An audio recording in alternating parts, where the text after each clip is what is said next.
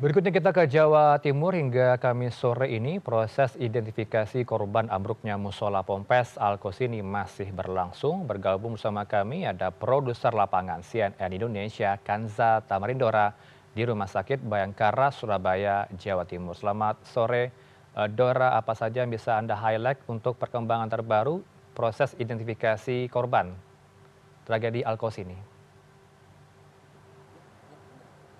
Selamat sore, Heranov. Hingga 8 Oktober malam, tim DVI Polda Jawa Timur berhasil melakukan identifikasi terhadap 6 jenazah tambahan dari korban ambruknya musala Pondok Pesantren Al Qasyini, Buduran, Sidoarjo, Jawa Timur. Nah, jika semalam sudah ada tambahan 6 jenazah yang teridentifikasi, maka totalnya menjadi 40 jenazah dari 67 kantong jenazah. Untuk 6 jenazah tambahan yang sudah dirilis semalam oleh tim DVI Polda Jawa Timur, jenazah itu adalah berjenis kelamin laki-laki dengan usia mulai 14 sampai 17 tahun dan mereka ini berhasil teridentifikasi melalui DNA, medis atau properti barang kepemilikan. Sampai sekarang proses identifikasi masih terus berlangsung dan kita sama-sama berharap agar prosesnya lebih cepat. Untuk mengetahui bagaimana perkembangan dari identifikasi jenazah yang dilakukan oleh tim DVI Polda Jawa Timur, saya sudah bersama dengan Kabid Dokes Polda Jatim, Kombes Pol M. Husnan Marzuki. Pak Husnan, selamat sore, terima kasih atas waktunya. Bagaimana perkembangan identifikasi jenazah sampai sore ini, Pak? Terima kasih Mbak Dora. Sampai sore ini tadi barusan selesai rekonsiliasi, tapi nanti kami sampaikan setelah kami rapatkan. Kemudian yang kedua, kami all out untuk melakukan percepatan, tapi tidak meninggalkan ketelitian. Jadi kita kombinasi antara kita juga memeriksakan lab DNA, tapi kita tetap antemortem postmortem kita juga dengan serius para tim melakukan rekonsiliasi dengan tadi sudah kami lakukan. Terima kasih Mbak Dora. Jadi melakukan percepatan tanpa meninggalkan unsur kehati-hatian ya. Nah, yang menjadi menarik atau Anda tekankan di sini apa Pak? Mungkin dari sidik jari atau mungkin dari gigi atau mungkin dari unsur-unsur lainnya? Yang kami lakukan banyak, termasuk yang dari data primer yang sangat mendukung. Ini terakhir ini banyak yang ngirim gigi yang senyum gitu, sangat mendukung sekali. Dan kalau sidik jari terakhir ini agak susah. Properti sangat mendukung, foto-foto terakhir yang dikirim itu sangat mendukung. Oleh sebab itu kooperatif dari keluarga sangat bagus, Mbak. Sampai detik ini sangat bagus. Jadi ada sejumlah hal yang mendukung ya, seperti foto gigi, kemudian barang kepemilikan. Nah, Pak Husnan, untuk sampel DNA bisa dikonfirmasi apakah sudah dikirimkan semuanya? Jadi ini tinggal menunggu tahapan analisis data saja atau bagaimana, Pak? Kemarin itu sudah dikirimkan sebanyak 28 dan sore ini juga sudah ada. Tapi nanti saya rekonsiliasikan. Insya Allah dalam beberapa saat yang akan datang kita rilis kombinasi antara hasil lab DNA Pusdokes Polri dan juga dari hasil rekonsiliasi baik itu medis, properti maupun yang lain termasuk Inavis. Demikian Mbak.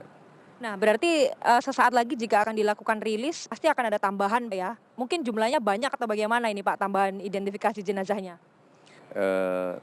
Tunggu sebentar ya Mbak ya. Nanti karena kita harus merapatkan dulu, kemudian rilis nanti kan kita tidak boleh harus menggunakan secara komprehensif. Jadi baik meskipun DNA itu secara internasional itu 99, kira-kira begitu. Kalau dulu bahasa yang lama itu menggunakan tidak terbantahkan ya, tapi kami lebih menggunakan 99,99% lah kira-kira. Jadi menggabungkan tes DNA dan sejumlah unsur lain ya, misalnya medis dan mungkin barang kepemilikan atau gigi dan sidik jari. Terima kasih Pak Husnan atas waktunya, Kabidokes Polda Jatim, Kombes Pol M. Husnan Marzuki. Dan sesaat lagi akan dilakukan konferensi pers terkait tambahan identifikasi jenazah yang akan disampaikan oleh tim DVI Polda Jawa Timur.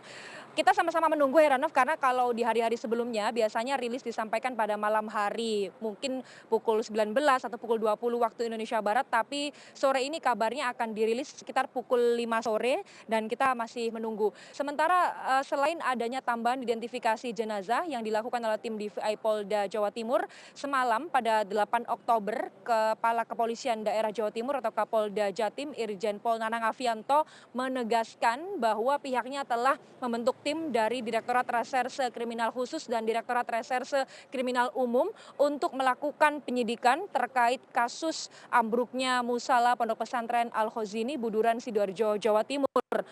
Nah, adapun pasal yang disangkakan adalah pasal 359 KUHP dan atau pasal 360 KUHP yang mengatur pidana karena kelalaian yang menyebabkan kematian dan atau luka berat. Selain itu juga menerapkan pasal 46 ayat 3 dan atau pasal 47 ayat 2 Undang-Undang Nomor 28 Tahun 2002 tentang bangunan gedung terkait pemenuhan persyaratan teknis bangunan. Untuk itu tim telah melakukan pemeriksaan terhadap 17 saksi dan akan melakukan gelar perkara untuk meningkatkan tahapan dari penyidikan ke penyelidikan. Nah, selain identifikasi masih terus berlangsung, begitu juga dengan proses penegakan hukum dan itu juga masih berlangsung. Kemudian Kapolda Jawa Timur Irjen Pol Nanang Afianto juga menegaskan akan memberikan status hukum yang sama tanpa memandang status sosial. Kita tunggu Heranov, sesaat lagi akan ada konferensi pers dari tim DVI Polda Jatim untuk merilis tambahan identifikasi jenazah dan kita berharap akan ada pembaruan informasi juga terkait perkembangan proses penegakan hukum kasus ambruknya musala di Pondok Pesantren Al-Khozini Sidoarjo. Heranov. Kanza Tamarindora, terima kasih. Selamat sore.